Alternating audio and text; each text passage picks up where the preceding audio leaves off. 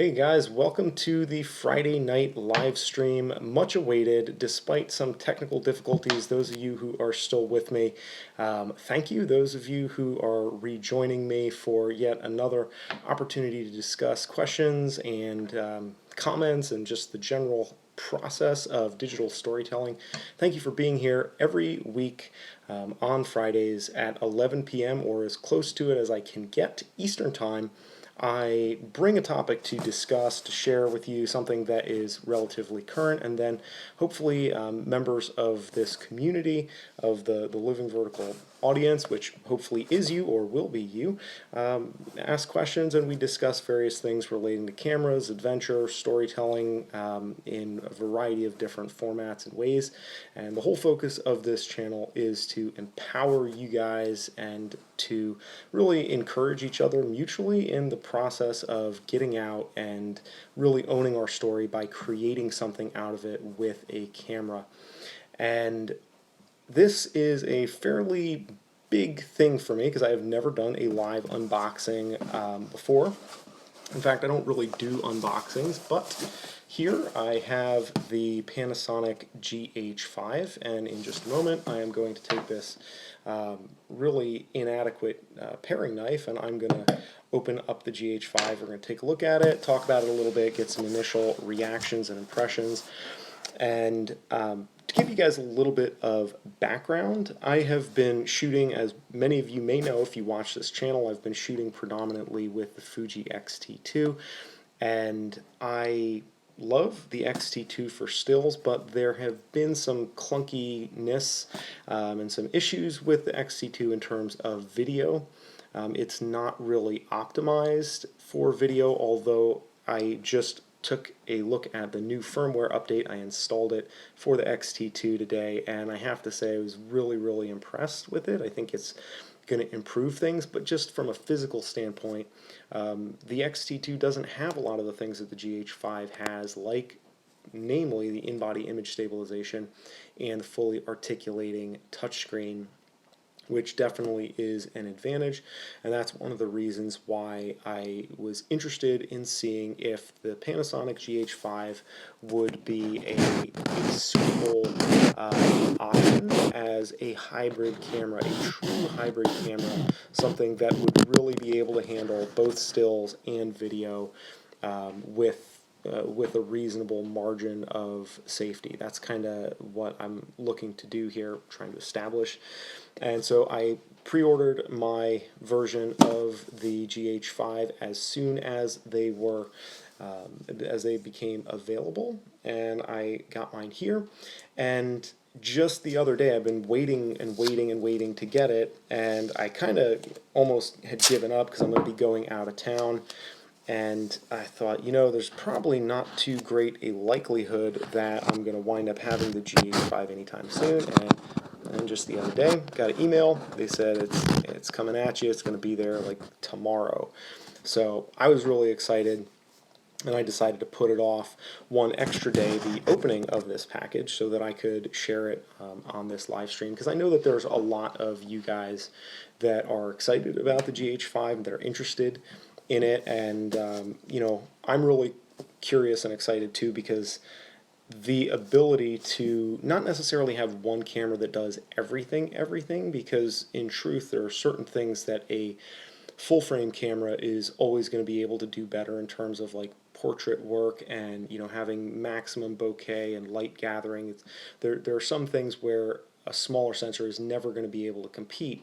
But the issue is that I have a full frame camera that I have shot extensively with, and in situations where I need that, I really wouldn't reach for either an APS-C and certainly not a cropped Micro Four Thirds sensor. You know, and so that is kind of in its own league.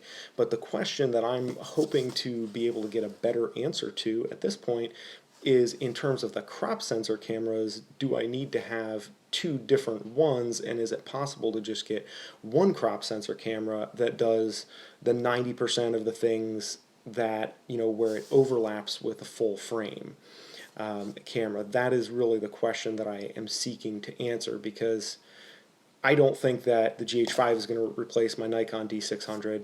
I'm always going to have that camera because when I shoot, you know, portraits and I need the bokeh, I'm going to reach for that system.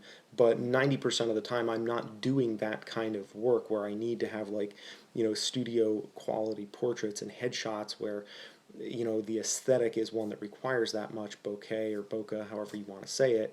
And so there are most of the situations in which I personally shoot, I can use a smaller sensor. What I've been trying to get at is, you know, how small can I go, and is it possible to narrow down to one cropped system? And the Fuji obviously delivers really, really good results in still images. I love it. And even really good results in the video side, but their platform is definitely not as mature as the Panasonic platform in terms of video. So I've been curious to see what I can do with the GH5.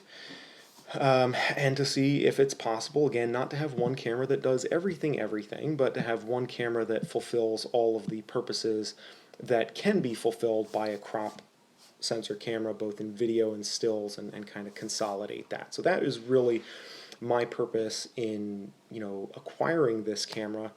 And basically, I want to give you a little rundown. I have my notes here behind the phone, so forgive me for breaking eye contact.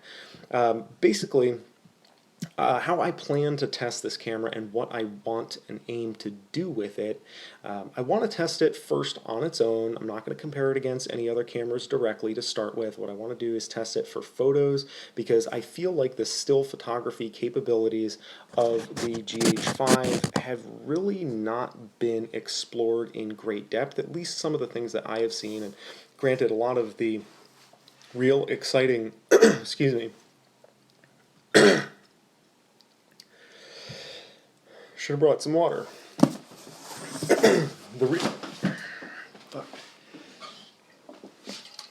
Rookie mistake.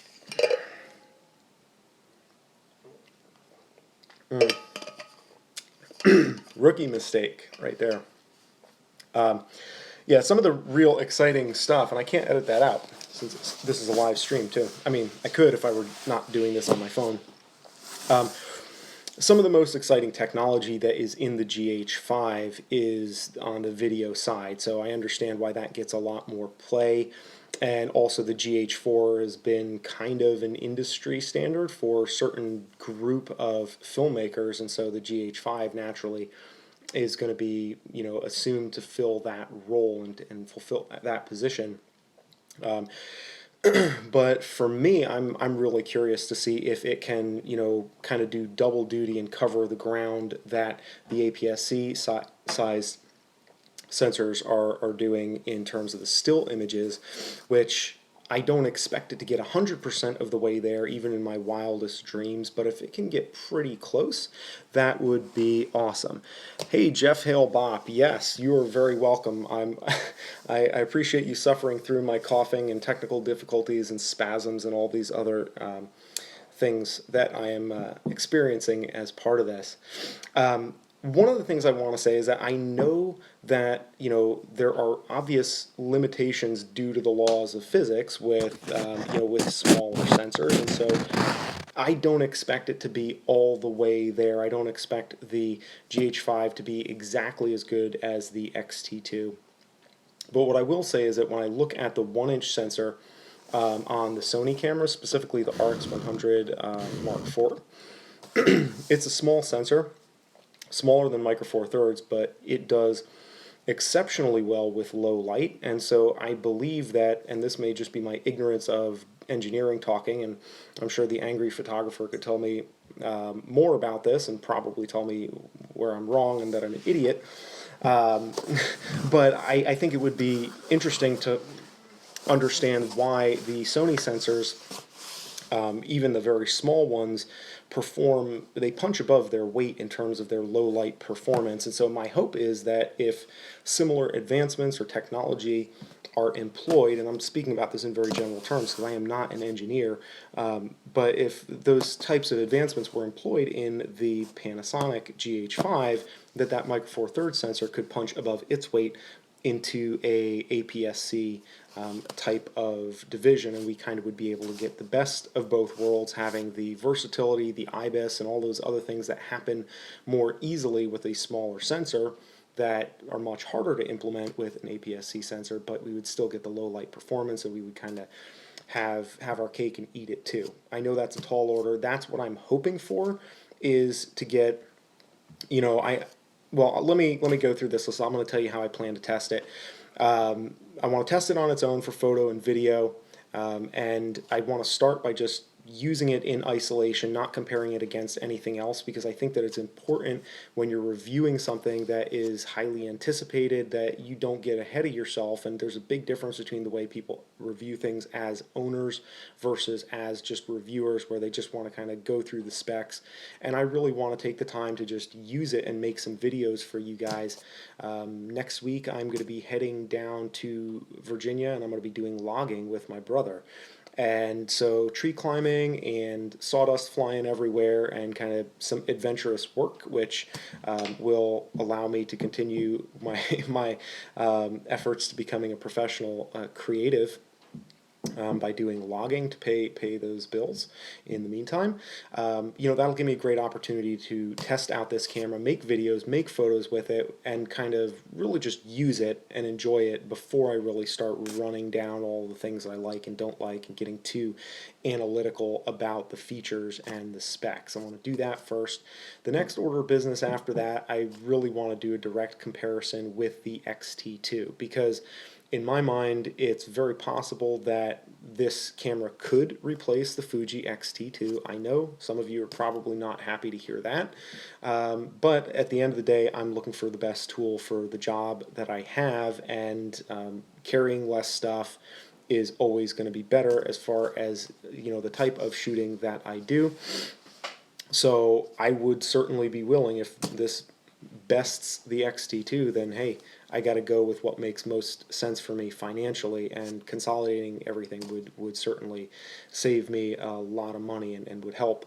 The other possibility is that, you know, it will fall short in terms of the stills, and it will exceed the X-T2 in terms of the video, and then I will be left with the hard choice of, well, do I just have a third camera? Because of course my other setup, actually it's not a third, I have many more than 3 cameras. I'm not ashamed to say I suffer from gear acquisition syndrome, like I'm pretty sure most of you do if you're watching an unboxing video live at 11 p.m. on the East Coast time. And so the question is, do I then, if it turns out to, you know, be better in terms of video than the X-T2, but worse in terms of the stills, then do I test it against the G7 to say, do I keep it as a second camera in addition, kind of like a video camera, where the X-T2, the Fuji, would be my stills camera, and then this would just be my video camera. But I want to know, if I'm going to do that, is it really substantially better than the G7? And it may be, you know, I mean, depending on how everything goes. I am really curious to see how it stacks up to the sort of GH4 era technology too. So that is kind of my strategy, my framework for doing this stuff and getting, you know, getting into that. And so, well, sorry, Red Anks, just got your chat there about having multiple live streams. I'm sorry about that. Had some technical difficulties getting this going initially, which is part of the reason why there were a couple of restarts and YouTube did not remove them just yet. So hopefully everybody finds their way here. And my prediction, though, getting back to, thank you, I appreciate it. It's very frustrating for me. MRM Tech says, I love Panasonic, Sony, and others really lighting a fire under Canon. I have heard that Canon has some good stuff coming out in the firmware updates. I do not shoot anything Canon whatsoever. I shoot Panasonic. Right now I have the G7 in Panasonic. I have the RX100 Mark IV, little pocket camera from Sony, and I have the X100T and the X-T2 from Fuji. So brand loyalty isn't something that I'm really concerned with. I am just kind of trying to take different pieces from each manufacturer, what I like the best, and go with it. And Fuji also, As I may have mentioned earlier, their firmware update for the X-T2, I have a video that will come out Monday on this channel. I'm just finishing it up today about the firmware update, and I have to say it is pretty darn impressive, although all the firmware in the world is not going to fix the lack of an articulating touchscreen and the in-body image stabilization, which the GH5 has. So, I guess we're down to it. I'm going to get into the box here and see. Actually, you know what? I may not even need. Haven't done. I mean, usually I have the benefit of. Oh boy. Usually I have the benefit of being able to edit this stuff when I'm unboxing something. I can assure you this is just standard box opening noises and things like that. There really is nothing super aesthetic to be seen just yet. And here it is. Here it is, the lovely Panasonic Lumix. Make sure, hopefully they gave me the GH5. Yes, this is the GH5. They did not accidentally send me the wrong one. That would be horribly disappointing. You know, I have to be really honest, I don't get unboxing videos, so if I do this the wrong way, you guys can certainly let me know, of course, but I don't really, I don't know. I've never really, I like taking things out of boxes, right? I don't know what point I'm supposed to hold it up and show. So this is what the paperwork looks like on the inside of the box. And I'm kind of trying to feel my way through this. The instruction manuals, certainly won't be needing that. Just kidding, we probably will. Actually, I'm certain that I will need to read the instruction manual for this because this is very different than using the Fuji cameras, which are a little bit more straightforward in the menu systems as far as I'm concerned. And let's see, alright, down to the good stuff. And here is how it is packed inside the box, about what you would expect. Looks nice. And wow, we got some super branding. Nice job on that there, Panasonic. Probably not going to use that though, because I don't love the native camera straps that turn you into a walking advertisement, no matter how good the camera is. And here we have the camera body itself. Once I get the box put down, let's take it out of the baggie.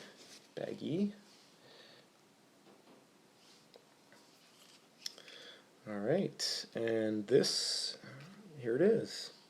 The GH5 in all of its glory.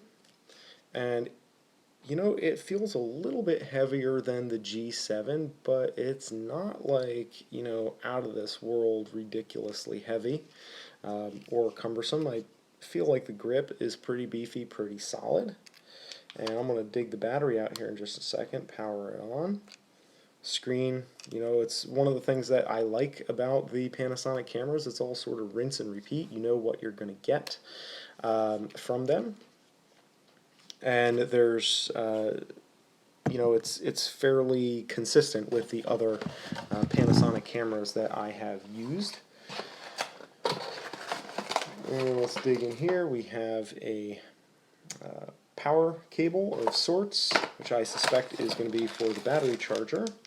And this looks like an HDMI cable, a mini HDMI as opposed to the micro.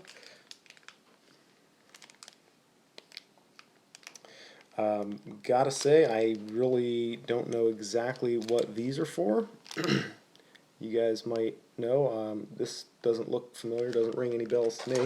We did not have a package of those in the X-T2.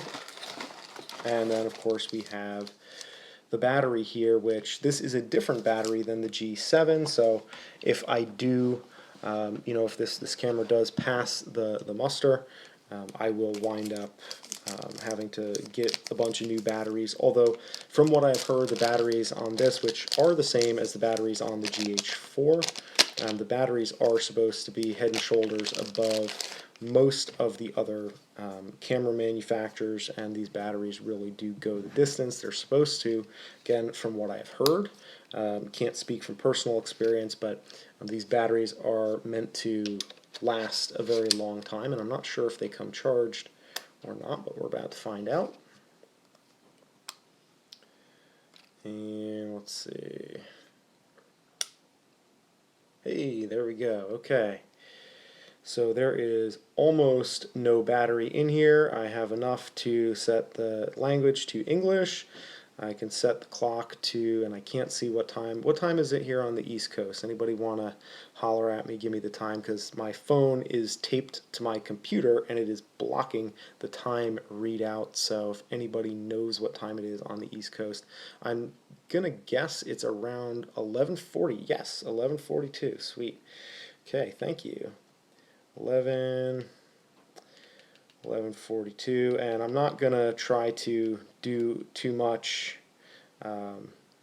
beyond that right now. Got some time zone stuff and can set all of that up. One of the things that I will say, change the current focal length setting, change that to 50. No memory card, so it's not really doing a whole lot of anything right now, and I'm gonna have plenty of time to play with this. But now that I've kind of unboxed this, and it definitely is bigger, it is definitely bigger. I did not hear or feel, just incidentally, I did not hear or feel any whirring from the IBIS in there, any noise associated with it, which is something that I had experienced on the G85 that also had the IBIS, which is partly why I sent it back. So I'm curious to see how this is going to perform, but it definitely is bigger. It feels, much closer to, I mean, this is as big or bigger than my Nikon D600 body if you take the battery grip off of my full frame camera. So I'm not naysaying it. Again, if it allows me to consolidate a variety of different cameras into one, it will be worth it. But, and I'll hold this up here just so you can see the layout of the buttons, if that's of use. I believe this is very similar to the GH4, though, which I have not personally used the GH4. But it's interesting that the whole basis for everything that folks are doing with these cameras, that it's all about saving weight and space, and at the end of the day, in order to put the features on that we all want, the cameras are getting bigger. So you can't win for losing. There's always going to be trade-offs, always things that we're going to be sacrificing. So we got a little bit of a different setup here for the different auxiliary features and the plugs here on the side. And this is weather sealed, and it is also, I believe, fully operational down to 10 below Fahrenheit too, which is a pretty cool thing. No pun intended there. So that is the just initial unboxing, initial impressions of this camera. It feels really sturdy. It feels really well built. I like the way it fits in my hand. It's a little bit larger than what I was expecting. The G7 definitely is kind of a little smaller and nestles in my hand a little bit more, but the battery grip on this is plenty beefy, and now really all that's left to do is to get the batteries charged, which I'm going to do so that I can really go through this camera, get to know it, and hopefully see what it can do, run through some tests, make some videos with that, and of course I'm going to be doing those videos right here on this channel. So if you're not subscribed already, I would love it if you join me. I'm going to really put this camera through its paces as I'm down in Virginia and kind of points between, because again, what I am looking to do, in addition to finding the battery charger, what I'm looking to do here is to really establish a kind of run and gun camera. I don't do a lot of studio work. I do a lot of stuff, travel and adventure style photography and filmmaking. And frankly, I'm one of the areas that I don't have a great deal of experience or expertise in is in studio environments. So typically the pictures and the videos that I make, the more I am indoors, and I'll just kind of hold this camera up so that people don't tune out and feel disenfranchised, because you want to spend time with the GH5 tonight, not just me, I'm sure. My stuff tends to look better the less stuff I have around. Jeff Hale Bop says, I love my G7. I put it in service mode so it has unlimited 4K recording time, removes the 29-minute limit. Carl Deutscher says, the object I wasn't sure of is a cable guard. Come back here, chat window. Man, the mobile live stream, the hazards of mobile live streaming. Nope. Where did we go? Carl says, the object you weren't sure of, it protects cables, HDMI ports, so that you don't damage anything when it's plugged in. It is full HDMI port, so the cable is probably full HDMI. That makes a lot of sense. I have to be honest that since I'm admitting and confessing to my inadequacies, or the things that I don't know a lot about, HDMI is not something that I've really used a whole bunch. As I was kind of starting to say, my products that my deliverables, if you will, my photos, my video, look better the less stuff and technical trappings I have to interact with. So when I have more cables, more devices, I just kind of start to get out of my depth, and what that means is it's a learning process, which is cool because from a technical standpoint, there hasn't been a lot that I've encountered on the G7 or the X-T2 that has really pushed me a great deal from a technical standpoint and, put me out of my comfort zone. And Jeff Halebop asks if I returned the G85 because of the sensor and the IBIS noise. Yes, I understand that they did a firmware update eventually to fix that, which actually surprised me. I did not think that to me, having a noise in there was a mechanical thing, and the idea that they would be able to fix that through a firmware update is kind of crazy, which is also really cool. Curious to see how this compares, because really, even though I still have the G7, and that's what ultimately one of the cameras I'm going to be testing the GH5 against, probably a more adequate or accurate comparison would be against the G85. I definitely heard that the firmware update on the G85 helped a great deal, and that it quieted it down almost entirely. And some of you guys watching might have intel on that, and you could give me a heads up as to what the deal is there, if it really is, if that firmware update quieted the IBIS or not. I will certainly be giving you my thoughts on the noise. Again, when I powered the camera on just now, there was no rattling, there's no clunkiness or anything. Like with the G85, when I, even just holding the body, you could feel the sensor shifting around, and it was a little rattly. And this is not. The GH5 does not seem to have that property associated with it. So with any luck, there will not be an issue with noisy IBIS. And if there is, now I feel fairly confident that they'll be able to fix it with a firmware update based on the G85. But I only have the G7 in terms of other Panasonic cameras to compare the GH5 to. So it will be interesting to see, really, that probably the better comparison would be to the G85, because the G85 also has IBIS, and so it's kind of, the G85 is sort of feels like the non-flagship version of, feature-wise, that's comparable to the GH5. And that might ultimately be a big part of my decision is it really worth $2,000 as opposed to saving $1,000 and having a camera that, okay, maybe doesn't have all of the bells and whistles, doesn't have the 10-bit 422 internal, and some of that stuff doesn't have a log profile, which in order to get the log profile, the flat profile for video.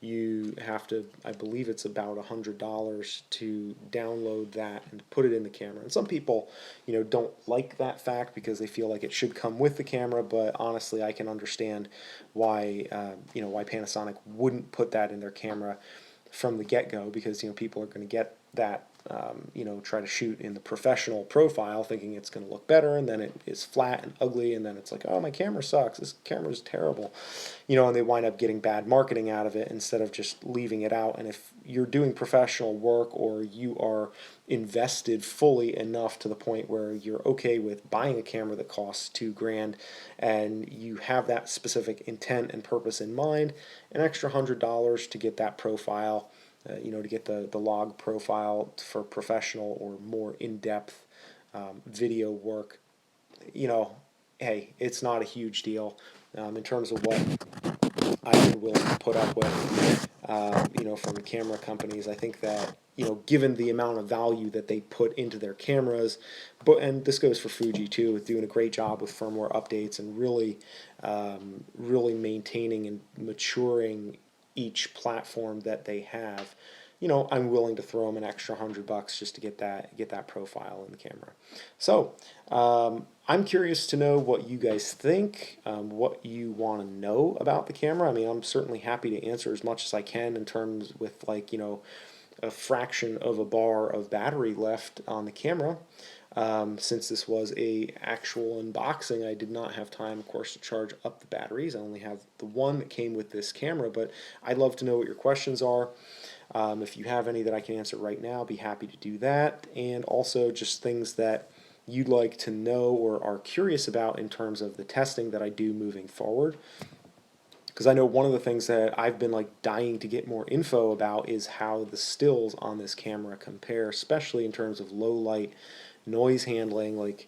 That's something that I've had a really hard time finding that information. Even there's a fellow named Photo Joseph, is the name of his channel, I believe, and he does live streams, and he's lots of great content about the GH5 from the day that it was announced. He had the guy from Panasonic on there. They're one of their marketing directors, I believe, and lots of really great information. But aside from just saying the photos are better, I haven't seen anything to really give a tangible comparison there to say this is how it works in low light, and this is kind of how it stacks up to the Fuji.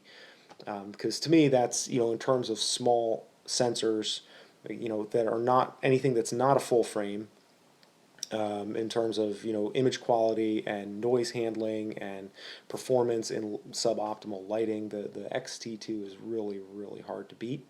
And I've been editing photos out of the X-T2 all week, and I'm concluding a series that I've been doing on the channel about editing photos in Lightroom, specifically editing the Fuji X-T2 photos in Lightroom. And I used I have about 350 photos. I didn't make videos about all 350 of the photos, but I had 350 keeper photos that from my time in the Middle East that I felt were worth my time to edit in Lightroom, and I picked a handful of them to make examples out of in terms of how I edit portraits, how I edit black and white, how I edit landscape, and sharing back also some things that I learned about how I use or how to use the film simulations in Lightroom itself on RAW files, which is something that I learned from a comment that one of you guys left on a video. So it always helps me out when people comment and share what they know, because I'm not just here to share what I know. I'm also here to solidify what I know, and also to figure out what I don't know and to get information, which is the beauty of these live streams and YouTube in general as a platform. It's got a lot of really awesome opportunities for interaction. So having gone through all that stuff from the Middle East, I have a bunch of photos, and I'm going to make a slideshow that probably will be out sometime in the next week or so, also on this channel, from the X-T2 to kind of put all of my edits together. And like I said, I would be really, really surprised in my absolute wildest dreams if we say that the X-T2 is at 100. If we could get the GH5 to maybe 80 or 85, that would be really significant. in my book. I would be really excited about that. That would be something to write home about because of the fairly decent gap in between the Micro Four Thirds and APS-C performance up till this point.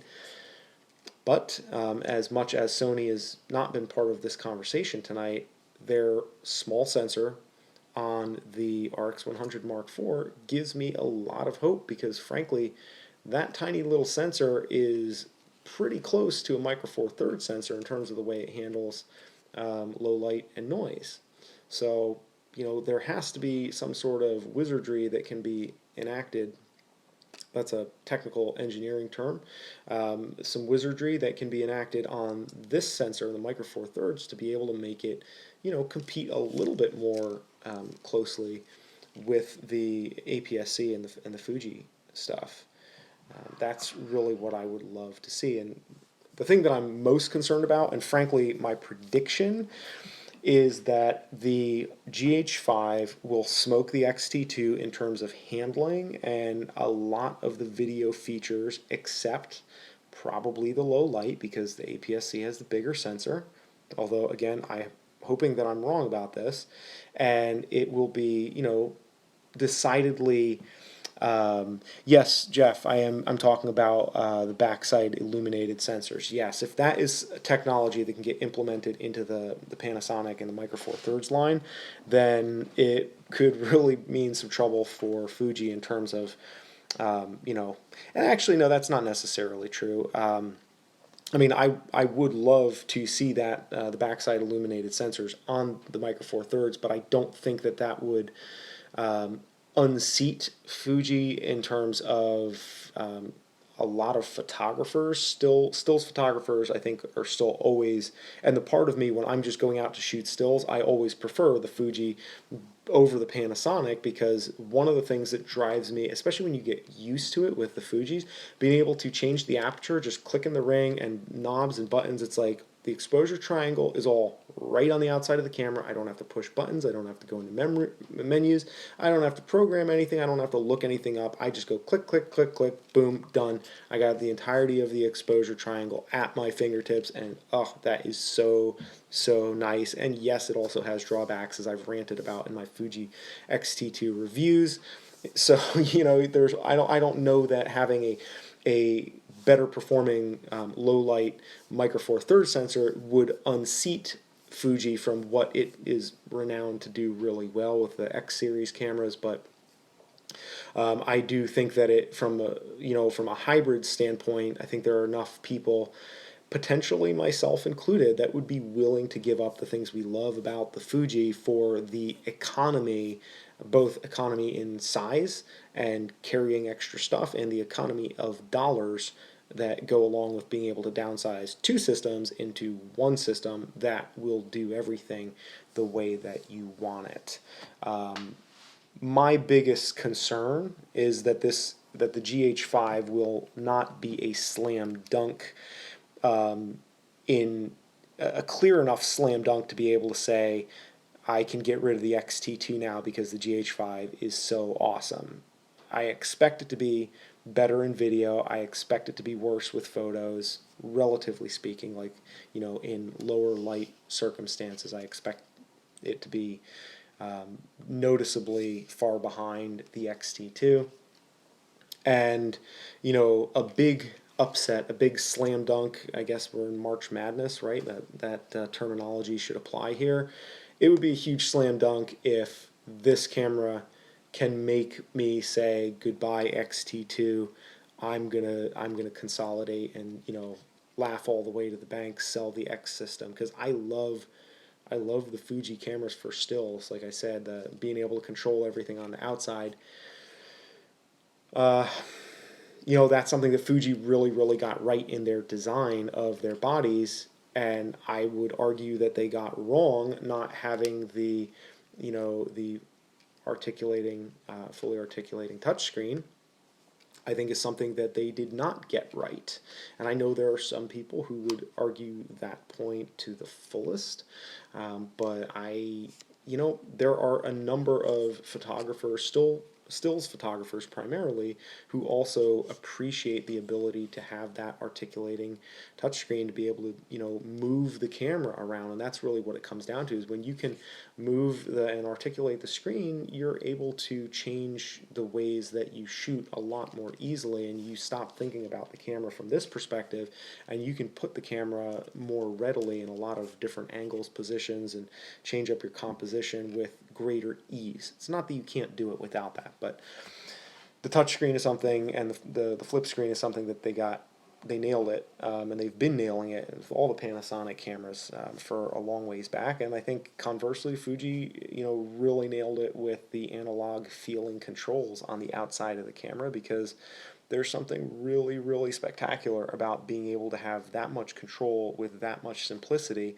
and still giving you a great deal of features that you can work with. The question is, the physical features that I love about both cameras, is it going to be possible that the image quality, the performance, and all the rest of the things, the non-physical, if you will, I mean, I know that it's all technically physical, but you know, the other features and performance areas that we can evaluate a camera on, is it possible for one of those cameras to make the other one go away without taking something significant out of my toolkit and my ability to make stuff? Because I will say, you know, I've been processing my photos from the Middle East on the Fuji, and I've been starting to dig into the videos, and I shot a lot of video while I was over in Oman and Dubai, and I got some really beautiful stuff that I'm really excited about. But part of the thing,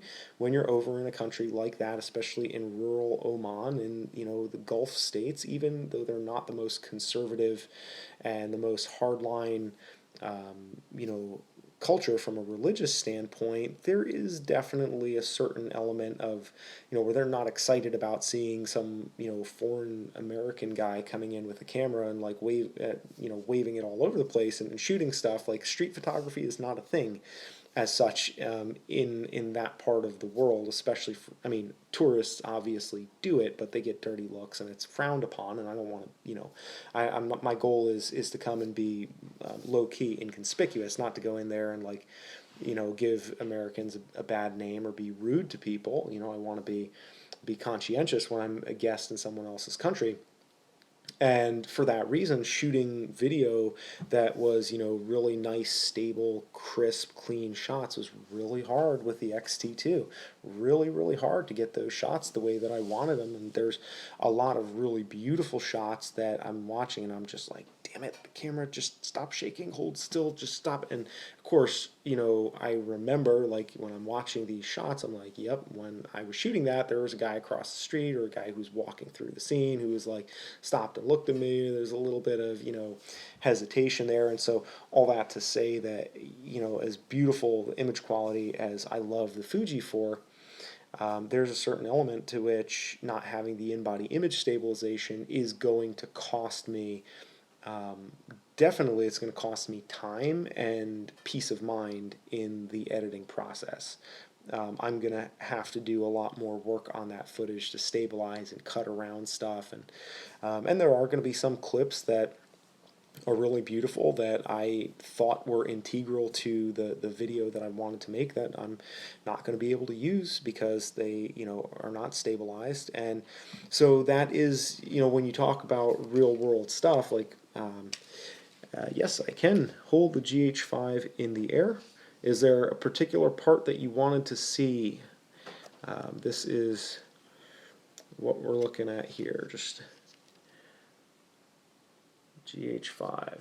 But yeah, you know, there are definitely some ramifications in terms of the capabilities and what you're able to do with a camera based on whether or not it has in-body image stabilization or not. And I don't say that as a slight or a knock against Fuji, but it's just different tools for different jobs, and there's that is a limitation that I have run into repeatedly using the X-T2, is that, you know, light and fast is great, but light and fast camera movements don't necessarily work with a light and fast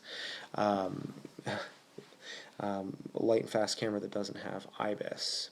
Bankhead says, I'm just a fan of the GH5. Well, I'm glad that you're here on this live stream with us, and so far I'm a fan of it too. I love Panasonic. I love what they're doing with their cameras, and of course this is, I'm sure some of you guys are probably, just getting a little antsy to have more information about this camera and kind of see. Some of you guys might even have it. Does anybody watching have the camera on order, like you're going to be getting your own camera soon, or kind of what is the feeling here from you guys that are watching? Is the camera you gonna own, have pre-ordered and hasn't arrived yet? I'd be interested to hear comments or perspectives there from you guys that are watching. But yeah, it's hard to, a lot of times it's hard to critique or criticize a camera company or a camera model without people who like that camera company or use that model of camera getting really offended. Bankhead 39, did I miss you talking about the video features? Well, frankly, I haven't been going through all the video features. I haven't really been reviewing the specs as such because there's a billion videos like that out there. My purpose here in this video is just to kind of talk a little bit about how I plan to test it, why I got it, and basically the comparison that I want to do with this camera as a standalone to really get the feel for it, and then also testing it against the Fuji X-T2, which is a larger sensor, APS-C, to see if this has really improved the low light capability both for stills and for video. And my hope is that this will be an adequate hybrid camera that will go the distance and that can punch above its weight sensor-wise and be able to keep pace or pretty close with something like a Fuji X-T2 or even some of the APS-C sized Sony cameras, even though I don't have any of those Sony cameras with larger sensors to test this against. But in a perfect world, we could have one camera that does everything, at least fulfills all the needs of a crop sensor camera really well. Okay, questions that we got here. Carl Deutscher asked, do I use a gimbal like the Zhiyun crane with the X-T2? And Carl, that's a great question. That is definitely one of the things that I want to compare, because the Zhiyun crane, I've seen some videos using the crane with the X-T2, and that gimbal is amazing and very, very impressive for what it from what I have seen of it, and that may actually be the most economical and the simplest solution, because having a gimbal that you can take off, it still is smaller. The X-T2 is definitely smaller than the GH5, and so I would get to then keep the Fuji lens ecosystem that I am in love with, that makes it so hard for me to part with the Fuji. I get to keep the external features that I love. The one thing that I would not get, of course, from having the Zhiyun crane would be the articulating flip screen for vloggy style stuff.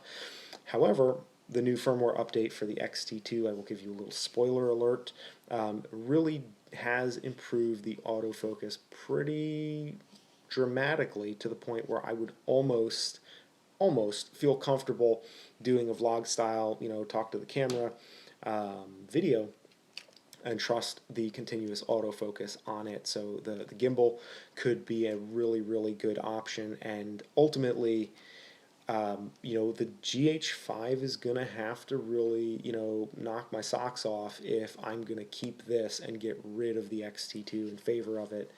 And I probably should set a pretty high bar for the standard that this camera will have to achieve if I'm going to keep it in addition to the X-T2, because really that is much more costly. Bankhead39 asks if the GH5 is comparable to the Sony A7S II. And Jeff Halebop mentioned that the no low-pass filter and 20 megapixel sensor should help in terms of competition with the X-T2. And I'm going to touch on all of these things here in just a second. The low-pass filter and 20 megapixel sensor, to be fair, that is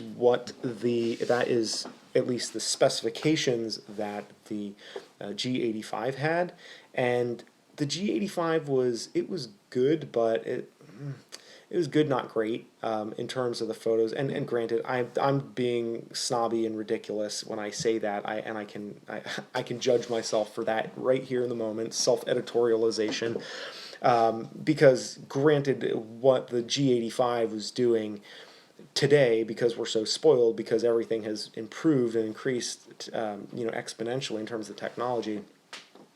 That Micro Four Thirds sensor with 20 megapixels, no low pass filter, it definitely is not bad. But comparing it directly to the X-T2, way more opportunity to manipulate photos and to take something that was like 2 or 3 stops underexposed and easily bring it up. So that's an area where I'm part of the reason why I am frankly a little bit skeptical that the new sensor is going to really be able to make it keep pace with the X-T2. I would love to be wrong, and if they again implement some sort of technology that is either the same as or similar, comparable to the backlit illumination, then that could really change the game. But as it stands, just a 20 megapixel sensor and no low pass filter, I don't know that that's enough to really make the cut in my estimation for what I'm looking for with the camera. And Bankhead asked if the GH5 is comparable to the Sony A7S2. Good question. One that, frankly, I'm not really equipped to answer, although one of the things I would say, just from what I know, looking at the specs, having seen some videos about that camera, the A7S2, I believe, if I am not mistaken, I believe that is a full frame. That is one of Sony's, and even if it's not a full frame, I know that it has a larger sensor than the GH5, and I believe that is one of the cameras that is like the low light monster that has the insane like 102,000 ISO that you can illuminate the an entire set with like a cigarette lighter. It's the A7S2 is incredible, and the GH5, for all of the things that it has feature wise, that it is touted to do. So yeah, it's as a full frame camera, there are things that the GH5 is going to be able to do better because from what I have heard anyways, the execution of in-body image stabilization with a smaller sensor is better executed than it is with a large sensor, which is part of the reason why Sony has overheating issues and a lot of the different kinks that they have not been able to work out perfectly smoothly. But the Sony cameras, their thing is that they are low light monsters. That's something they do really well. And the GH cameras, the Micro Four Thirds, they do a lot really well, but they do struggle. Comparatively, they do struggle with low light. I even shooting a video comparing the X-T2 with the G7, the APS-C versus the Micro Four Thirds. There's a very noticeable difference, both in terms of the the exposure using identical settings and like the brightness and how the video appears. That the Micro Four Thirds, it's darker, it's duller, it requires more light, and then there's also a big difference in the latitude of the files too. Like you can push the Fuji files a little bit more, and that's only even with an APS-C camera. So I would not say that the A7S2 is going to be comparable to the GH5, in my opinion, and I'd be open to hear thoughts and opinions from others of you that might think differently or have experience with that, but I don't know about that. Jeff Halebop asked if about the autofocus for the GH5. I don't have any experience with autofocus on the GH4, but the G7's autofocus, I trusted that a few times and not so good. What I do now with the G7 is I put it in manual focus, and then I use the the auto exposure, autofocus lock button, just a little back button focus. I just kind of use that, and when I put it in manual focus, it's spectacular. So it would be nice to see if the GH5 also improves the autofocus capabilities too, but I understand that that, in addition to low light, is something where they have struggled in the past. King Yuzi says, I could be wrong, but I always hear it's not about the camera, but the person using it. I guess people have their own preferences. King, I would say that you are not wrong about that. People definitely do have their own preferences. What I would say is that there are workarounds that one can do regardless what the limitations are of the equipment that you are using. So what I mean by that is that if I am using a smaller sensor camera that does not have the low light capabilities, well, I can work around that by being creative and or just by carrying more stuff and putting up more lights to solve that problem, changing the time and the places in which I am shooting, assuming that those workarounds are options. So I don't disagree with your premise. However, based on one's style of shooting, that is going to determine what limitations you choose to work around or that you can work around without completely being inconvenienced or without derailing your workflow. So for me, something like in-body image stabilization, yes, I can work around that. I can set up a tripod. I can get a gimbal. Is that always going to be practical when I am in a market, in the fish market in Oman, and like people are looking at me funny? Not necessarily. So there is some truth to that statement, absolutely.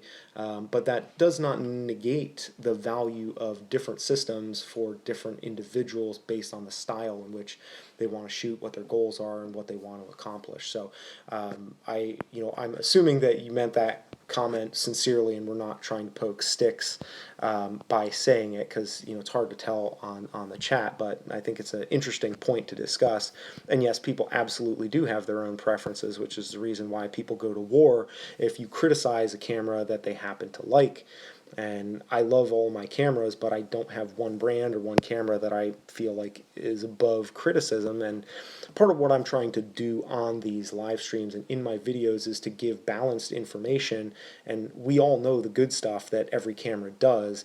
That's what gets us interested and makes us do research, right? So when somebody is coming to find out about a camera, they already know the good stuff. What I want to make sure people understand is the limitations and how those limitations can interact with your style and your goals that you're trying to achieve.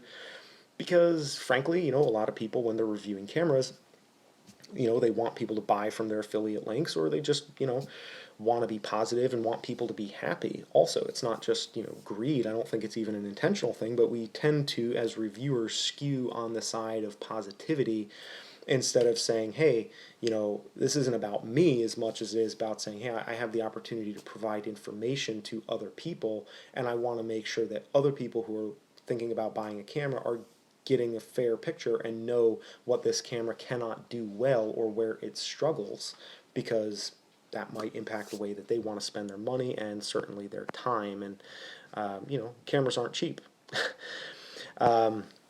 Jeff Halebop says, with the GH5, at least you don't have to worry about Fuji demosaicing algorithms. Yes, that is true, although so far with the Fuji, I've been pretty happy with their footage out of there. The colors are beautiful.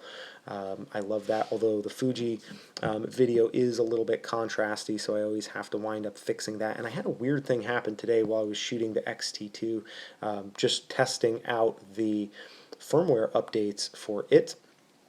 Had this, like, I was trying to grade the footage, and no matter what and I haven't had this problem before with it, but everything I tried to do to the footage, it just looked really bad. And I'm going to work on it a little bit more before I publish that video on the channel that, really goes at kind of testing out the firmware updates since I've now applied them. But it was kind of a weird thing. I don't know if that had anything to do with the demosaicing algorithm or whether one of my settings was off. I suspect it had something to do with the white balance. Bankhead39 says, agreed about the comparison between micro four thirds and full frame. It is tough to compare those, even though, they get mentioned a lot as being, useful for videos, but again, the situations in which you would want one over the other are going to vary, I would think. So Bankhead also asks, is it true the GH5 will have an upgrade later down the line to film in 6K? I believe, I am 95% sure. I'm 1,000% sure if this were the Maury Povich show. Unfortunately, this isn't Maury, so I can't tell you that I'm 1,000% sure. More's the pity. But I am almost certain that they are not going to have 6K in this camera, because I think I remember the fellow from Sean, I believe his name was, from the Panasonic marketing team, somebody asked about that, and he said that that is not something that they are planning on releasing, that this is not going to be. Now, I could have it completely backwards, and somebody, if you have looked that up or know about that, please let me know and correct me if I'm wrong, but I do not believe that releasing 6K out of this camera is in the cards, and I seem to remember hearing that question specifically asked of him in an interview because of the fact that they have the, I believe it's a 6K, the 6K photo mode. Carl says he says yes, they will have it, but only in anamorphic shooting. Okay, so that is good to know that there will be 6K. I was wrong. Thank you for supplying that answer, Carl. Personally, I'm curious to know what you guys think about 6K. For me, I feel like 4K is, I've just started to do more stuff with 4K, and it's gotten to the point where I'm not, I don't feel like that is overkill. I know that everybody, wants to be kind of ahead of the curve. I think that's a cool thing. But there is also, I think, a point of diminishing return where it's like, the time and the effort and the hassle that you put into processing bigger and bigger and bigger files. It's like, how much bigger can everything get? How much higher resolution can everything get? It's like, again, this may be me being a little bit curmudgeon-y, but I think that there's a certain point at which, and I think I have reached that point personally, I'm just saying, where 4K, that's enough elbow room. If I can't get it done with 4K, and I can't make it look good in 4K, then hey, then the problem is with me. It's not with the resolution of what I'm doing. And I'm not saying that in judgment of anybody who wants to shoot in 6K, but it's like I'm ready to say, okay, 4K is enough. Let me go take this camera and own it for 5 years and just figuratively shoot my face off with this camera and get like to where this camera operates as an extension of me, and I would put my 4K footage at that point with that level of investment. I would put my 4K footage against anybody shooting 6K or 8K, who just kind of got the camera and for that capability to have the higher resolution and just goes out and starts, experimenting with it. And I think you can see the same thing nowadays, even with 1080. When I see a well-made film or video, I don't think, oh man, this would look way better if it were in 4K. Some of you guys might, and again, it might have to do with how I'm viewing things. I know some people do like the 4K, and when I see good-looking 4K, it is really nice. But I also have seen a lot of just really 4K that it doesn't matter whether it's 4K or 720, it just doesn't look good. Like this is 720 and I don't expect it to look good. But I guess my point is that there are many other avenues that as creatives we can explore and exhaust before we get to the point of saying, I just need more resolution, I need more megapixels in what I'm doing. And so for that reason, that's my long-winded explanation about why I'm not super psyched on 6K at this point. Jeff says, I'd love to have it just for downsampling to 4K or for 1080. That is a really good point. I love downsampling 4K to 1080, so being able to downsample 6K to 4K, that would there are some situations in which that probably would be worth doing that. Fair enough, you got me. King Uzi says, I've had to use cameras from most companies, and I enjoy the challenge of finding workarounds when there are limitations. No preferences, but I have the most experience with Canon. Very cool. I would say that I'm not really sure that I have one camera company that I have more experience with at this point, because I started off with Nikon and I shot with Nikon cropped sensors, and then moved up to the Nikon full frame because I learned the truth of bokeh, and that a good camera should just have tons of bokeh, and that is all that matters. If you have a camera that has tons of bokeh, like, what do you need? It doesn't matter what you're taking a picture of. You just focus on one thing, and then everything else is blurred out, and magically all your problems are solved. I thought that for about a month, and then I felt, you know, I figured out that that wasn't really the truth, and so then I started moving into Fuji cameras. Actually, when I was on Kilimanjaro, one of the photographers it was an expedition that I was participating on, not as a creative, but just as a climber, and one of the guys had a Fuji little X100, the very first series of the X100s, and he was running around camp just doing portraits, and I was like, man, that's a cute little camera.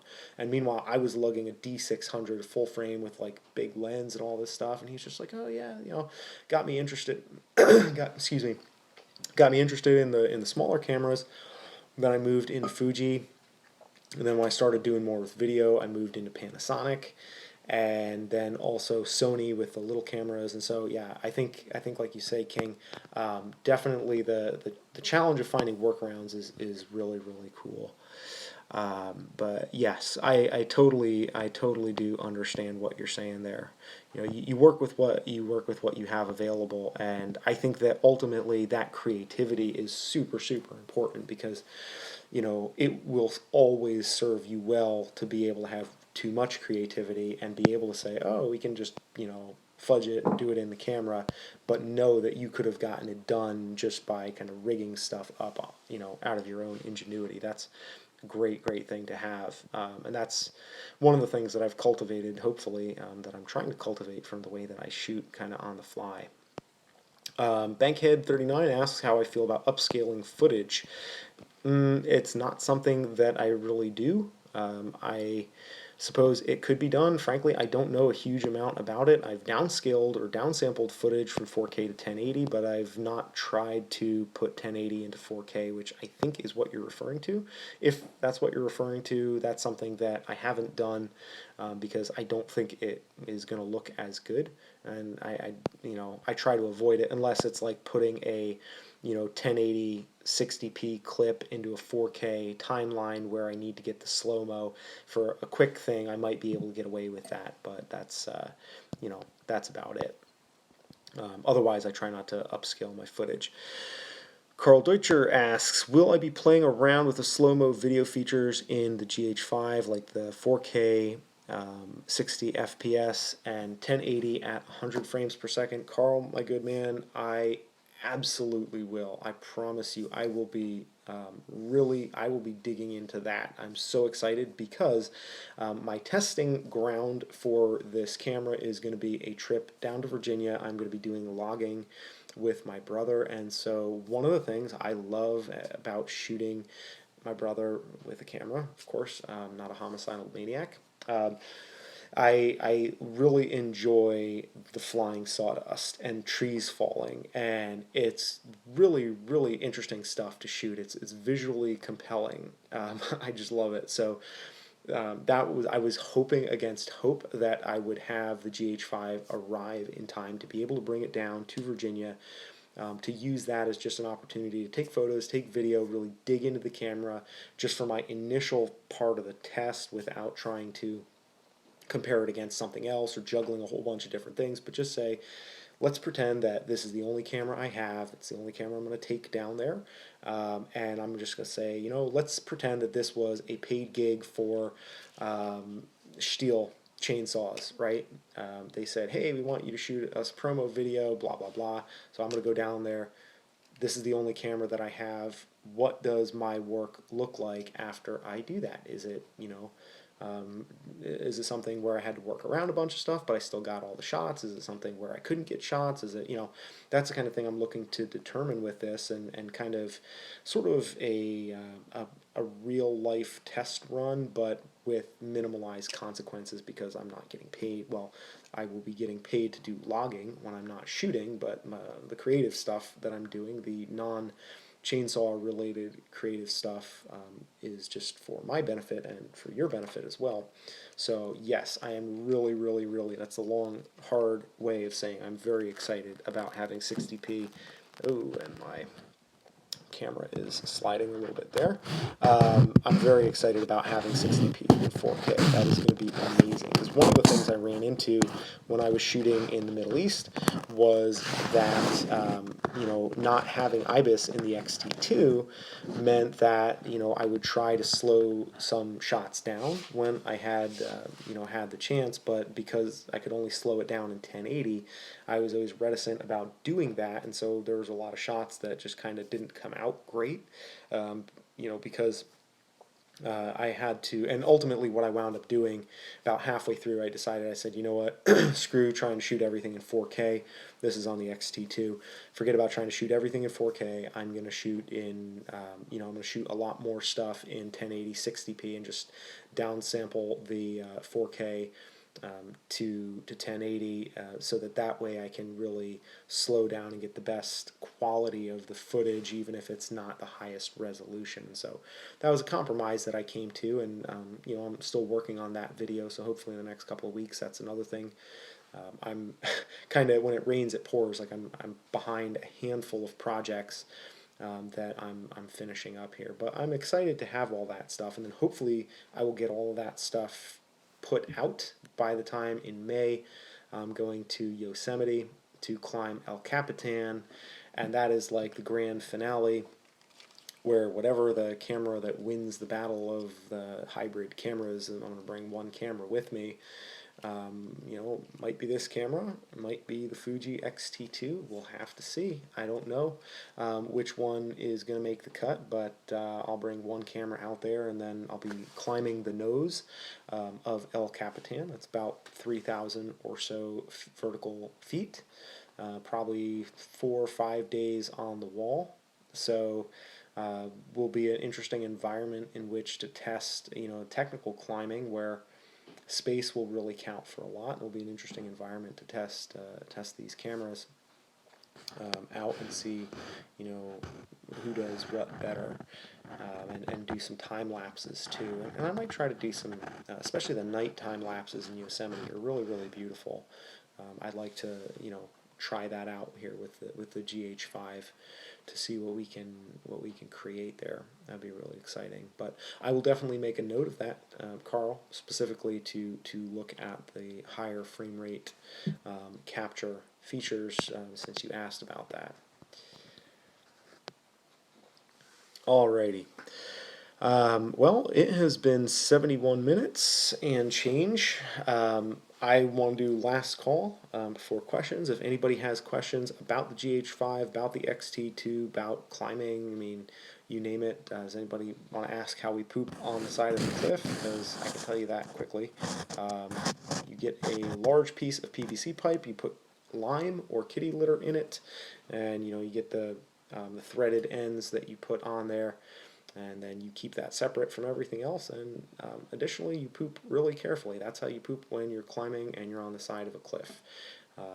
In the old days, they had a procedure which was called a mud falcon, and it involved a brown paper bag that would be filled, if you can do the math on that, and then let go from a couple of hundred, couple of thousands of feet off the cliff, and it would go fluttering on down, and sometimes it would go past people, and the brown paper bag fluttering is called the mud falcon, which the first time I heard that, I laughed for about 10 minutes straight. I thought that was incredibly clever, but I'm glad that I don't have to rely on that. Okay, Carl asked a good question, not about mud falcons, but he said, I believe that 1080 at 180 frames per second, you must use manual focus so no sound is recorded. And that is a good question. I will verify that. I will make a note, actually, of that. And King Yuzi asks if Metabones adapters still work or if there is a new one. That is a good question. I don't have or use any Metabones adapters, so full disclosure there. However, I would think that all of the attachments and accessories from the GH4, not all of the because there's a not the instead of putting the battery grip and the microphone, the XLR input attachment on the bottom, that's a separate feature. So not all of the accessories, but the accessories, lens adapters and batteries, and the majority of the accessories seem to be the same between the GH4 and the GH5.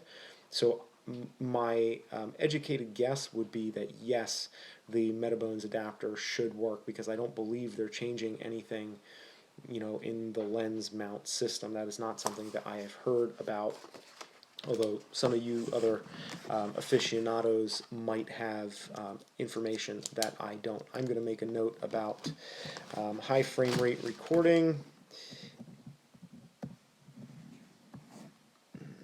no sound,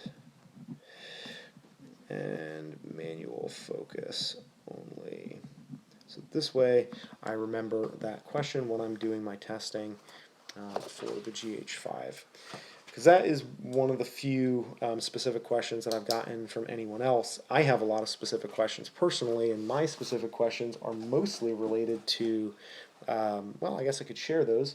Like, I want to see how it does with still images and how far I can push underexposed still photos. I want to see how resilient or robust the files are in terms of grading, especially low light situations, how much we can recover. And I probably will have to spring for the log profile for the camera in order to do that. That probably will be part of my testing. Although I want to, that'll probably be a little bit later on, just because I don't want to, if it looks like it's going to be a lemon, or I'm not going to be happy with it, I want to kind of get that initial testing out of the way before I spring for the log profile. But I want to test that stuff, and testing the in-body image stabilization, that's a really big thing too, just to see how that works. And of course the 60p 4K is a big thing that I really want to look at and just shoot a bunch with that. So those are the specific questions that I have about it. And also I really am curious to see how big of a difference the 10-bit 422 in camera, how big of a difference that really makes, because that could be one of those things that sounds like a really big deal but isn't. And this is going to be my first time using 10-bit 422.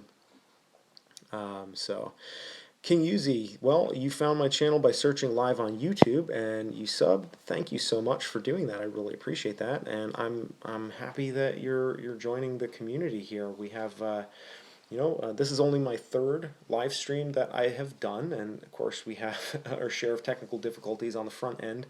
One of these weeks I'm going to get it where it goes live the first time without being locked in the wrong mode or without having the sound off or something. But yeah, we're gonna get it eventually. Yeah, it's an interesting process of kind of exploring digital storytelling with everybody that is doing it in a variety of different ways, stills, video, the whole nine. I guess I'm kind of indecisive. I can't make up my mind whether I want to be a video shooter or a photo shooter, because to me the two always coincide. There are similar feelings that I get from making a video that I also get from making a photograph that I'm happy about, so I've never really been able to completely bifurcate those two things from each other. So I'm kind of a hybrid shooter myself, and I'm glad, regardless what you shoot or what any of you guys are interested in shooting, whether it's not the way that I do it, that's not important, but it's just good to have other people here.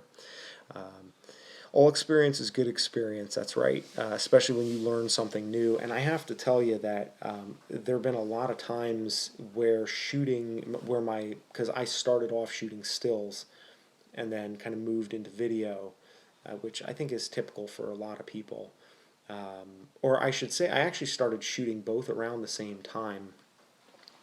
Bankhead39 asks, what lenses am I using? I have but one lens that I will be using for the GH5, and it is the 12 to 35 f2.8 lens, which is amazing. It is a great lens. I absolutely love it, and I feel 100% comfortable shooting anything that I would want to shoot on that lens. So that's the lens that I'm using. But I started off shooting video and photo together because I wanted to do a documentary project, and I didn't go into it as a photographer or a videographer. I went into it as a guy who wanted to just tell a story using a camera, needed still photos for a blog and social media while I was shooting a documentary that I didn't know how to shoot. Which ironically has blown up on YouTube relative for me. It's I think around 60,000 views on that documentary, which is the title is how why I climbed every day for a year, um, which was about a climbing project I did, and for type 1 diabetes awareness, because I have type 1 diabetes and I wanted to show adventure and diabetes together and kind of inspire and encourage people to use their obstacles as a way to push back on what society expects of them, and kind of encourage people to be active and own their story. And of course now it's kind of several years later, it's translated into trying to help and facilitate conversations about cameras and gear and the actual storytelling process from a technical standpoint as well. Thank you. That would be awesome if you check it out. I appreciate that. And Jeff asks, in addition, about the lens. It's version 1. It's not the one that has been optimized for the dual IS, so it will be updated so it has more compatibility with the IBIS, the old 12 to 35, but it is not the new one, at least not at this point. I may invest in some glass for the Micro Four Thirds, but I want to kind of figure out which way my checkbook is going, yeah, it should work well. I have not been disappointed at all. I mean, I feel like just with no in-body image stabilization on the G7 versus with a stabilized lens on the G7, no IBIS, and a stabilized lens on the X-T2, obviously no IBIS there, the G7 stabilized lens works much better. Even it gives greater stability than it does on the X-T2, because on the X-T2 I think it has something to do with the sensor being larger, and so it's not able to remove as much of the vibration or the jitters from the camera. But yeah, so anyways, I started shooting both stills and video kind of together, and stills was where I always kind of assumed that video was too hard, that it was above my head. And on some level, I still feel that way, especially when I get into more like studio environments and with cameras like the GH5 that have so much other things that they connect to. It seems a lot more complicated, and it's going to push me. It's going to require me to learn more. But I really started developing my photography and kind of walked away from video after I made that first documentary film. It took me a year to get it edited and put together and put in film festivals, and I was just like, never again. I want nothing to do with video, because I literally shot that project for a year, and then I was cloistered away for another year editing it, like literally just sitting on my butt for a year editing and trying to teach myself how to make a movie. And of course, I look back at it now, and it was a good experience, and I learned a lot. But there was also a lot that I just like, facepalm, was so bad. I could have done so much better. But I kind of got video out of my system for a while. Really started pushing myself more with photography, and that kind of brought me back to video, because I wanted to share my adventures and the photography, but I wanted to share it on YouTube because there's a great community here, which is like all you guys, like you can't do this on, I mean, you kind of can do it on Instagram, but not really, like, and Facebook too. It's not the same, like there's not the same mindset and gathering of people. So that pushed me back into video, and I was able to use so much of what I learned shooting stills and kind of approaching composition and different things like that with video from that same standpoint. And then I found that, I've also found things where it's like, oh, wait a minute, that's stills, that doesn't cross over.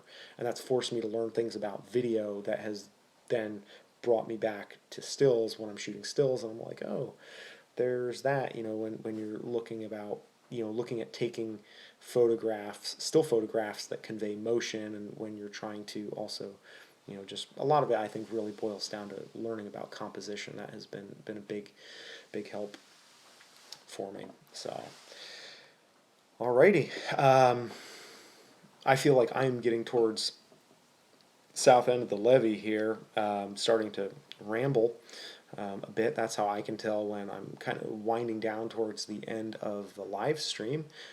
I would love to hear any other last questions or comments, and then I am going to bid you fine folks a fond farewell. I didn't intend to use that much alliteration, but it just kind of happened, so I went with it. Jeff, thank you for tuning in again. Always good to see you here. I'm glad you enjoyed it, and I look forward to seeing you on the next live stream. Carl asks, what low light and ISO performance would impress me with the GH5? That is interesting. Well, if I could, from a stills, and it's hard for me to quantify these things, and I know that this may not be the most satisfying answer, but I'm going to do my best, because I know it when I see it. Like, when I shoot something that is underexposed by probably one stop, if I can bring it back to being, 1 to 2 stops, if I can bring that back to a appropriate level of exposure without having ugly noise, then generally I will be pretty happy with that. That would impress me. I have found that with the Fuji X-T2, in many cases, like, I can get 3 stops of dynamic range out of those image files. Again, the video files is a little bit different because I don't have the log or the raw files, but like the raw stills files, I can shoot things at, typically I can shoot up to ISO 3200 with the X-T2. So frankly, if I can shoot up to around 1600 to 2000 ISO and be able to push a couple of stops in Lightroom, and making allowance for a little bit of noise reduction, digital noise reduction in there as well, and to come out with an image that is relatively pleasing. And even on the X-T2, when you do that type of thing where you're shooting at 3200 and you're pushing it by a couple of stops and kind of monkeying with the noise and the sharpening to try to make it look as crisp as possible, but also without getting too much noise, there are limits there with the X-T2, but that's kind of what I'm looking for. Yes, King Yuzi, I do know of Philip Bloom. He's the guy that I found when I started looking at the GH4 back in 2015, and his stuff is amazing, although I have to be honest, when I watch Philip Bloom's stuff, it makes me feel like a complete hack, and like I don't deserve to even own a camera, which I know is not his intent, but that's something that that's something that I struggle with a little bit, so I can only watch his stuff in limited quantities, because and same thing with other guys like Peter McKinnon. I don't know if any of you guys have watched his stuff. He doesn't have anything about the Panasonic or whatever. He's actually a Canon shooter, and his stuff is like so amazing, and he's just like, oh hey, like I'm doing it. He does all the same kind of stuff that I want to do, but he does it about 1,000 times better, and I feel like he's cooler and has better spaces that aren't filled with like dishware and like his kids' diapers and stuff like that. So I watch that and I'm just like, oh, I suck. So Carl says, on a more serious note, from early tests, I've heard that the GH5 can shoot well up to 6400, but this is really a personal preference of the testers. Yes, that is exactly, I agree with that 100%. Personal preference makes such a big difference. Generally, when I'm shooting video with the G7, I try to keep the ISO at or below 800. So if it can shoot, well to the point, because one of the things I noticed is when I started putting ISO higher, like 1600 or above, like I started to lose some of the crispness in the image. And Jeff, hopefully you're right, the higher bit rate may help, and that's one of the things I'm really curious, because I have never used a camera that shoots at that high of a bit rate, so that could be something else that would really help. But yeah, personal preference has such a huge amount to do with it, and so that's part of the reason why I say, um, um, that's part of the reason why I say I know it when I see it, because I can give you the numbers, but there are some times when, and it depends on how I'm processing. With stills, at least, it depends on how I'm processing. Because if I'm shooting with, in black and white, I can get away with a lot more ugliness and noise in the photo, because you tune it up in a certain way where it's okay for it to be a little bit more impressionistic. But if you're doing stuff a lot of times with portraits or work where the detail is really important to the story you're trying to tell, and it's not just about the larger, more the more general features of the image, then you can't get away from it. And that, you're absolutely right, that has a lot to do with personal preference. And video, I think, a little bit less so. So for video, if I could get really good footage at 1600, or even if I were really pushing at 3200, that would be amazing, and I really would love it if the higher bit rate would help with that, like Jeff said. And King Yuzi asks, would there ever be a reason to go that high? And just for the record, I read these comments because these comments don't show up for people who are, if anybody actually watches 90 minutes of us talking here, and I leave these live streams on a playlist. So that's why I read through these comments. King Yuzi asks, would there ever be a reason to go that high in terms of ISO? That's a great question, and street shooting, as Carl points out, at night or in bad weather conditions, you might need that. So I'll give an example. When I was out at Standing Rock, I went out to do a photo essay, a series of videos and whatnot about the Standing Rock pipeline protest in North Dakota. I went out there in November for a little over a week with one of my friends. It was when I had just bought, that was my break-in time for the Fuji X-T2, and one of the reasons why I wanted the X-T2 was knowing how good it was with low light capability. So basically, I was always carrying my camera anywhere I went, day or night, and I had to be able to shoot handheld, and it was greatly to my advantage to not have to stick a light in somebody's face, or ask them to move or hold on or set anything up, and so as to be as inobtrusive as possible, because there was a lot of tension and a lot of stuff going on, and I didn't want to hijack things and be turn everything into a junk show with some idiot with his camera. My goal was to just be there, see what was going on, try to understand for myself what the reality of that situation was, rather than just relying on everything I heard in the media, because I didn't really know what to make of it. And then I was hoping to document just what I saw, what I experienced of it, to go in as neutral as possible, curious, with a curious mind and a camera that would not get in my way. And so there are many instances in which I was shooting, portraits where I would talk to somebody, and getting somebody to agree to let you take their photo is like a big thing, because when you're in the Oseti Sakowin camp there, the protesters camp, amen. Yes, no dapples. Right. There's a lot of really. That was ultimately the conclusion that I came to, and I can talk about that at length. Not because, well, I'll get into the pipeline maybe at another time. But one of the things that happened was,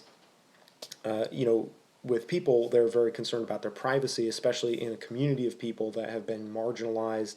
And a lot of times people, photo essayists, they come in with their camera and they want to just sell an article about documenting, kind of like like some people do. I guess they call it like poverty porn. I mean, there probably is a real thing called like actual poverty porn, but I mean like figurative poverty porn.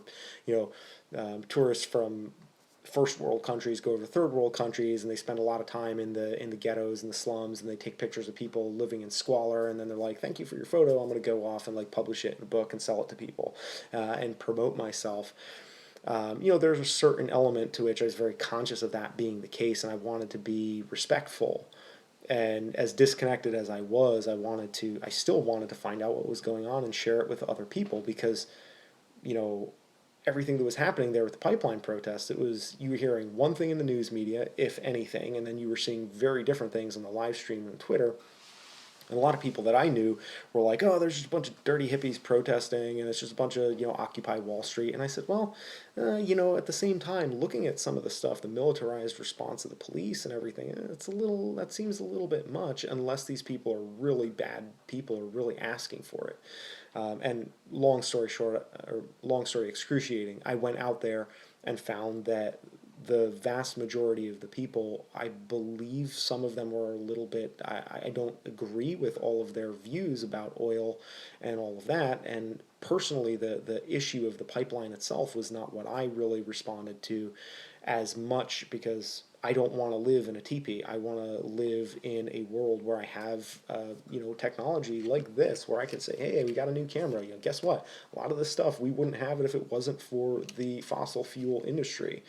That's just the reality of it. And frankly, I think that species come and go, and if this is our cue to move off the stage of life on this earth, then hey, that's part of it, and we come in, we play our role, and that's it. We do the best we can. It is ignorance is bliss, and while I understand what you're saying by that, to a certain extent, I think that we have to do the best we can with what we have. But that's a whole different argument. To me, the thing that was really compelling about what was going on in North Dakota was the fact that instead of people being able to engage in peaceful civil disobedience, which was like what I saw, it was peaceful civil disobedience. These people did not deserve the militarized response that they were getting. And while I disagreed with some of the points about management of resources, what I could not overlook was the fact that their ability to engage in civil disobedience and to have to get together and to in what was a very positive thing. I mean, it wasn't a bunch of people being angry. The vast majority of them, especially not within the Native American community, that was a cultural revival and reawakening where they were, really connecting with each other and rebuilding stuff and like doing peace treaties. And I mean, I'm kind of butchering the explanation, but it was a very positive thing overall. And the amount of people who were just like the Occupy Wall Street, like people who just, for to lack of a better characterization, people who just wanted to make trouble and didn't have anything better to do with their time, the stereotypical millennial protester, those were the minority of the group, and their energy or their momentum, which I did not connect with personally, was very separate from the majority of the momentum, which was of the Native American community, a bunch of people getting together and saying, "Look, we want to be recognized, respected, heard, and not just blown past in order to get this oil." And, I think they deserve better than getting rubber bullets, pepper spray, and all this other stuff. Even though if I were going to have a debate with them, I probably would be more towards the middle, or maybe even on the other side of saying, "Hey guys, oil isn't the worst thing. Not all oil pipelines are, the end of the road, and like, we want to live in a modern society. We have to find a way to make it work." But on the flip side, we also have to, not be disrespectful and just marginalize a group of people because they are politically vulnerable. And, we can just say, "Oh yeah, hey guys, we're going to just run our pipeline through your ancient graveyard and, your religious sites, but hope that's cool with you guys." And so anyways, it's a complex issue in a lot of ways, but I went there with all of that stuff in my mind. So taking pictures was only part of that, and I wanted to be respectful and low-key. And so when you'd ask somebody for permission to take their picture, a lot of times you'd only have a short period of time to get a photo, and you would have to work really hard to keep from, where you're kind of, talking to them and saying, "Yeah, blah, blah, blah," while you're working with the camera over here, and you're just kind of like, "Yeah, well, what do you think about this? And what do you think about that?" And you're kind of clicking around, but you're just, trying to keep eye contact with them, keeping them from getting distracted by the camera, and which is hard. I mean, you can tell how much I struggle on these live streams trying to keep everything straight. It's not easy, and so having to light a situation like that and how to make it ideal to where we can drop, in low light, like some of the best conversations and opportunities I had to photograph people were in lower light, because in the middle of the day there were a lot of direct actions and protesting that was going on. So it was hard to, and plus the light was so harsh that it was harder to work with anything at that point. And so it was like more the afternoon, evening, when people were coming back to camp. They were a little bit, kind of in their camps. They were doing other things. You could have a chance to kind of, break off into smaller groups and have conversations with people. And in those circumstances, not being a paparazzo and not having, the lights and all the gear worked greatly to my advantage. And so I shot a lot of stuff there at like 32 and 6400. I had some shots where, it was a little bit not super, super crisp because I had to drop the shutter speed down a little bit and there was a little bit of motion blur, but it enabled me to get in there close and to be able to have the types of engagements and interactions that I really wanted to capture and that I could go away with and feel good about. I don't know whether any of that actually helped anybody. I don't know whether it helped me. But I did my best to kind of put it out there and get people talking about it and try to offer a perspective that, hopefully made people aware that it wasn't just a fringe issue that belongs to, environmental activists and millennials and people that are all, politically very liberal, but that it was an issue that, to my mind, is something that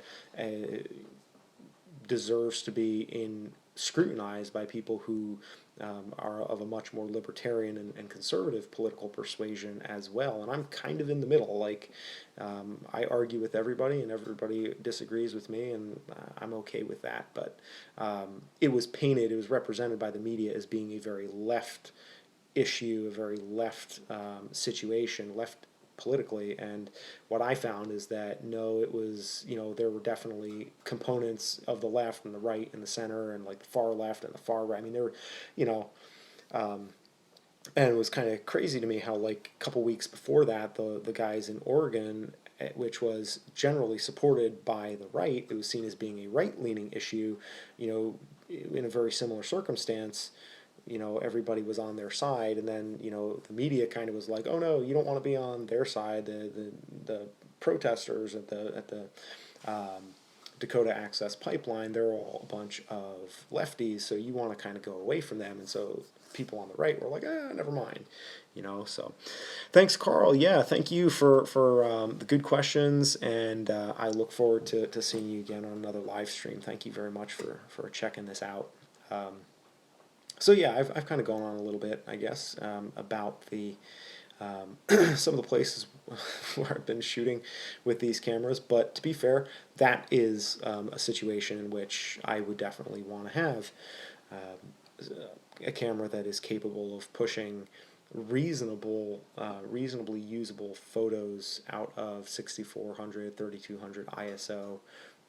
I feel like a lot of times when I'm out shooting, even if it's not something that's as, tense as a situation like, like the Dakota Access Pipeline protest was, when I was in the Middle East, which certainly had its own share of social tensions there too, although, a lot of that was just more not wanting to create social tension more so than thank you, King Uzi. That's I appreciate that. Yeah, turning on notifications is huge.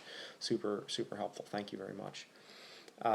But even when I'm climbing and doing other stuff like that, hiking, backpacking, lights, definitely when you have a light, and sometimes if somebody has like a headlamp, that can make for you see opportunities to use that light to help yourself out and to make really better photographs. But in terms of carrying lights and all of that stuff, when you're half participant, half creative, and you can't really separate the two, being able to kind of push those boundaries of what the camera can do with low light when, a lot of times the moments that have the most drama or the most excitement are things that are happening like really early in the morning when you're just getting out of bed and there's anticipation for a new day, and it's like, we're going to go out and climb this 3,000-foot wall and it's going to be crazy, and we're scared and whatever.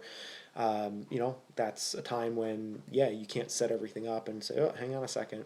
And same thing, end of the day, you know, there are moments like that too, and various other points in between. Not to say that there is not a good application for flashes and you know, artificial light in adventure photography. I will just say for myself, I have not delved deeply into that at this point, because the more I can do without having to, I will do.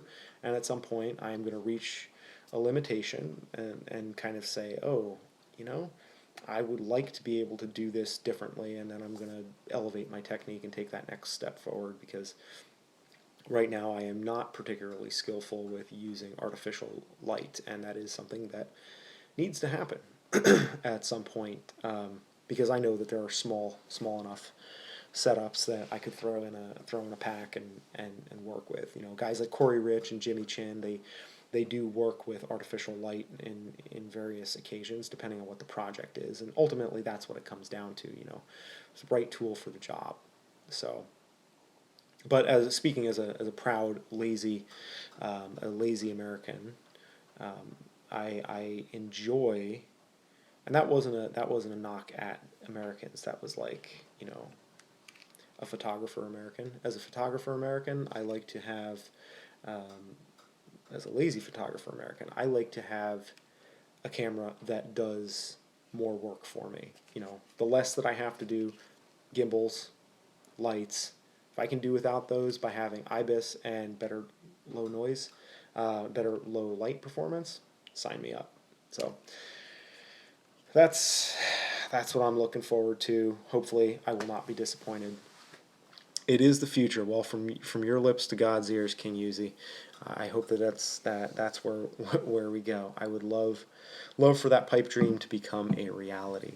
So, all right, guys. I think that is about all I have for this evening. This has been 105 minutes of me going on, and I really appreciate you guys stopping by for this every evening around, technical difficulties notwithstanding, around 11 p.m. And I attempt to go for, you know, 30 minutes plus, 11 to midnight. That's usually my target range, and usually I overshoot that, because once I get done with the more topical stuff, there's a few you guys that hang out with me and chat, and I enjoy that. So I like being able to hang out. So guys, thank you so much for watching, and I will see you guys on the next episode. I'm going to have a video out Tuesday and Thursday. That's when I release my videos, typically Tuesdays and Thursdays at 2. And King Yuzi says, I'm feeling inspired, and that is awesome. You're picking up some inspiration from this discussion inspires me too. It definitely goes both ways. That's why I love doing these live streams. So, yep, Tuesdays and Thursdays videos, and then live streams on Friday. And as the channel grows and we get more opportunities to do more work, get more things done, I'm gonna hopefully be, you know, maybe even bumping that schedule out to 3 times a week. But for now, Tuesdays, Thursdays, and live streams on Friday, 11 p.m. Eastern. I'm Steve Richert. Thank you guys so much, and we will see you on the next episode of the Adventure Photo Show. And I'm actually ending the live stream now. No more false alarms. Good night, guys.